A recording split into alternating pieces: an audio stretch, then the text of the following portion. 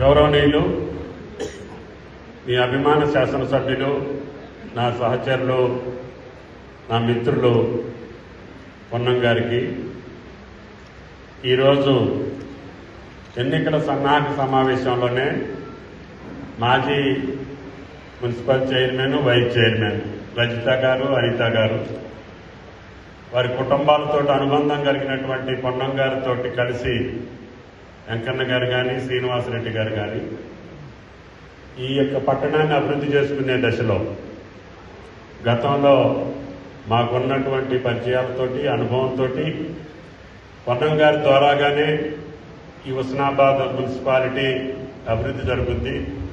రేవంత్ రెడ్డి గారి పాలనలో మనందరికీ కావలసినటువంటి గౌరవెల్లి ప్రాజెక్టు పొన్నం గారి ద్వారానే అవుతుంది అనే విశ్వాసం ఈ నియోజకవర్గ ప్రజలకు ఉంది. నేను గడిచిన 2 సంవత్సరాల్లో ప్రతి సమావేశంలో కూడా, అది కేబినెట్ మీటింగ్ కావచ్చు, లేదు మామూలు మీటింగ్, ముఖ్యమంత్రితో ఎప్పుడున్నా ఈ శాసనసభ్యుడు, మీ మంత్రి అడిగే ఒకే ఒక కోరిక గౌరవెల్లి. అందుకనే ముఖ్యమంత్రి గారు ప్రభాకర్ గారి ఒత్తిడికి తట్టుకోలేక ముందు ఆయన కార్యక్రమం కానివ్వండి, ల్యాండ్ ఎక్విజిషన్కి పైసలు ఇచ్చేయండి, కాలువల పనులు మొదలు పెట్టండి అని చెప్పి క్యాబినెట్లో మేడారం సమ్మక్క సారక్క దగ్గర జరిగిన క్యాబినెట్లో కూడా పట్టుబట్టి ఆ అంశం క్యాబినెట్లో ఉన్నా లేకపోయినా ప్రతిసారి క్యాబినెట్లో ఇరిగేషన్ మంత్రిని, ముఖ్యమంత్రిని ఇబ్బంది పెట్టి అడిగేటటువంటి ఏకైక కోరిక మీకోసం గౌరవెల్లి అని చెప్పి మీకు ఈ సందర్భంగా మనం చేస్తున్నాం. ఆయన గారు కూడా చిన్న పదవుల నుంచి NSU organisation, youth Congress, parliament సభ్యుడిగా, ఈనాడు శాసనసభ్యుడిగా, మంత్రిగా ఈ జిల్లాలో అపారమైనటువంటి అనుబంధం, సంబంధం, సమస్యల పట్ల అవగాహన కలిగినటువంటి వ్యక్తి. ఉద్యమంలో కూడా పార్టీని ధిక్కరించి కూడా మాకు తెలంగాణ కావాల్సిందే, మాకు పదవులు ముఖ్యం కాదు, మాకు తెలంగాణ ముఖ్యం, తెలంగాణ అస్తిత్వం ముఖ్యం, తెలంగాణ అభివృద్ధి ముఖ్యం అని దెబ్బలాడినటువంటి ఎంపీల్లో అగ్రగణ్యుడు మీ శాసనసభ్యుడు పొన్నం గారు అని చెప్పి మీకు ఈ సందర్భంగా మనం చేస్తున్నాం.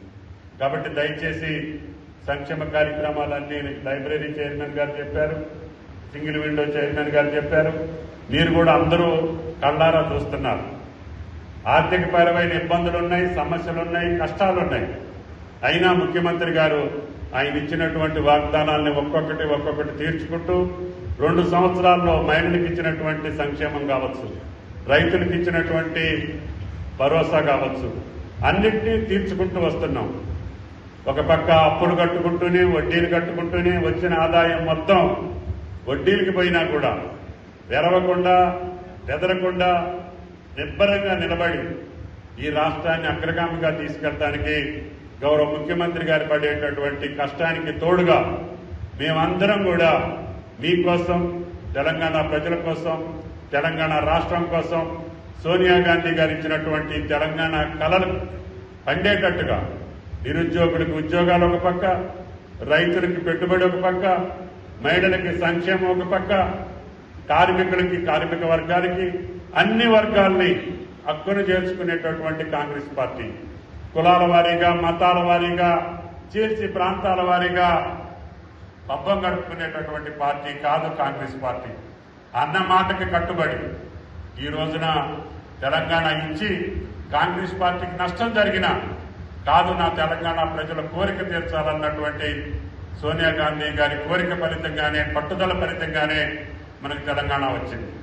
ఆ తెలంగాణ ఈ రోజున కాంగ్రెస్ పార్టీ మళ్లీ పరిపాలించే అవకాశం వచ్చింది. కాబట్టి తప్పకుండా అనుకున్న అన్ని పనులు, హుస్నాబాద్కి పట్టుదల కలిగినటువంటి మొండి మనిషిని ఎన్నుకున్నారు. మీరు అందరం కాదు కూర్చోమంటే కూడా లేదు, నా సమస్యలు పరిష్కారం కావాలని ప్రతి సమావేశంలో దెబ్బలాడేటటువంటి ఒక రాజకీయ నాయకుడిని ఎన్నుకున్నారు. కాబట్టి మీ సమస్యల పట్ల జిల్లా ఇన్ఛార్జి మంత్రిగా ఆయనకి సంపూర్ణ సహకారం ఇచ్చే బాధ్యత నాది అని చెప్పి మీకు ఈ సందర్భంగా మనం. కాబట్టి దయచేసి అభివృద్ధి సంక్షేమాన్ని కొనసాగించుకుంటూ ఈ రోజు చేరినటువంటి మీ అందరికీ కూడా స్వాగతం పలుకుతూ అందరం అన్నదమ్ముల్లాగా కలిసిమెలిసి 20 వార్డుల్ని మీరు గెలిపించుకోవాలి. ప్రభాకర్ గారు ఇక్కడ ఉండేది పెద్దగా ఉండటానికి అవకాశం లేదు. ఎందుకంటే ఆయనకు ఇంకొక పార్లమెంటు నియోజకవర్గం ఉంది, ఇది ఆయన పార్లమెంటు నియోజకవర్గం. ఇక్కడ 7 నియోజకవర్గాల్లో ఉన్న మున్సిపాలిటీల్ని ఆయనకు బాధ్యత ఇచ్చినటువంటి 7 మున్సిపాలిటీలో కూడా ఆయన అవసరం ఉంటుంది. రాష్ట్రంలో ఇంకెక్కడికైనా పొమ్మంటే కూడా పోవాల్సిన అవసరం ఉంటుంది. సమయం కేవలం 10 రోజులే ఉంది. మీకు విత్డ్రా అయిపోయిన తర్వాత 10 రోజుల్లో ఎలక్షన్ వచ్చేస్తుంది. కాబట్టి దయచేసి మీరే పొన్నం ప్రభాకర్ మాదిరిగా, మీరే రేవంత్ రెడ్డి మాదిరిగా, మీరే భుజాన్ని వేసుకొని వేదిక మీద ఉన్న వాళ్ళందరూ కూడా బ్యాచీలు వేసుకుని 20 డివిజన్లే కాబట్టి 20 వార్డులే, నాయకులు చూస్తే 100 మంది ఉన్నారు. కాబట్టి మీరు నలుగురు కలిసి ఒక్కొక్క వార్డు తీసుకున్నా, పొన్నం గారు నువ్వు అక్కర్లేదు, నువ్వు లేకుండానే నేను 20 వార్డులు గెలిపిస్తామని చెప్పాల్సిన బాధ్యత వేదిక మీద ఉన్నటువంటి పెద్దలందరికీ ఉంది. ఈ రోజు జాయిన్ అయినటువంటి సభ్యుల మీద కూడా ఉంది.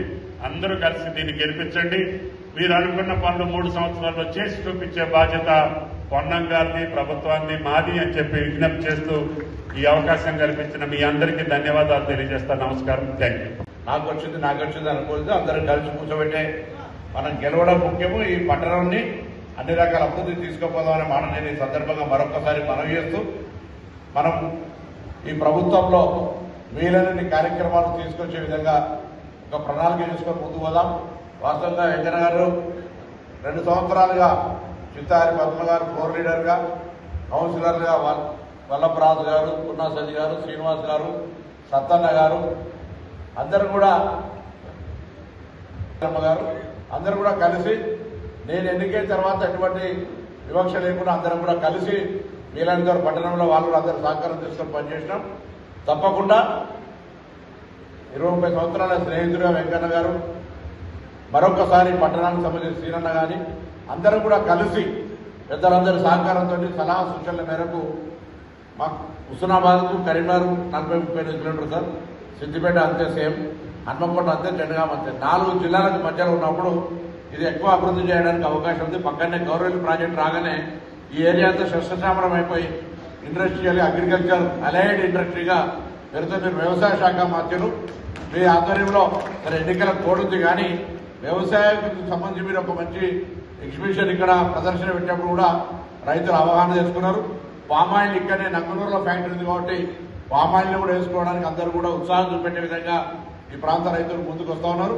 కొంత వ్యవసాయ పరంగా మరి ఫుడ్ ఇండస్ట్రీకి సంబంధించినటువంటి ఫుడ్ సైన్స్ కోర్స్ కానీ ఇతర కొత్త దానికి సంబంధించి భవిష్యత్తులో మీ సహకారం అవసరం ఉంది. ఈ నియోజకవర్గంలో తప్పకుండా వ్యవసాయ శాఖ మంత్రులుగా ఈ ప్రాంత వ్యవసాయ రంగానికి, మనం వ్యవసాయమే మన ఆధారమైనటువంటి ఈ ప్రాంత రైతాంగానికి వారి యొక్క సహకారం పూర్తిగా ఉంటుందనే మన సందర్భంగా మనం చేస్తూ, మున్సిపల్ పరంగా గౌరవ ముఖ్యమంత్రి గారు మీ అందరికీ ఒక మాట చెప్పమని చెప్పినారు. ఆ వీడియో కూడా వస్తుంది. మనం తెలంగాణలో గ్రామీణ ప్రాంతాలకు ఏ విధంగానైతే అభివృద్ధి చేస్తామో, పట్టణ ప్రాంతాల్లో మౌలిక సదుపాయాలు పెరుగుతున్నటువంటి పట్టణ ఈ యొక్క అర్బనైజేషన్ సంబంధించి అవసరమైనటువంటి రింగ్ రోడ్లు కానీ, త్రాగునీరు కానీ, డ్రైనేజ్ కానీ, ఉపాధి అవకాశం పెంచడానికి అన్ని రకాలుగా హుస్నాబాద్ కూడా అత్యంత ప్రాధాన్యత ఇస్తామని మీ అందరూ కూడా ఒక మాట చెప్పమన్నారు. కాబట్టి మీ అందరూ మరొకసారి సందర్భం లోపల ఆశీర్వదించి భవిష్యత్తు లోపల మరి మంచి మెజార్టీతో అన్ని కూడా గెలిచి ఇంకా హుస్నాబాద్ను అభివృద్ధి దిశలో తీసుకుపోయే విధంగా అవకాశం ఇవ్వాలని కోరుతూ పెద్దలు గౌరవనీయులు తుమ్మల నాగేశ్వర గారిని మాట్లాడాల్సిందిగా కోరుతా ఉన్నాను.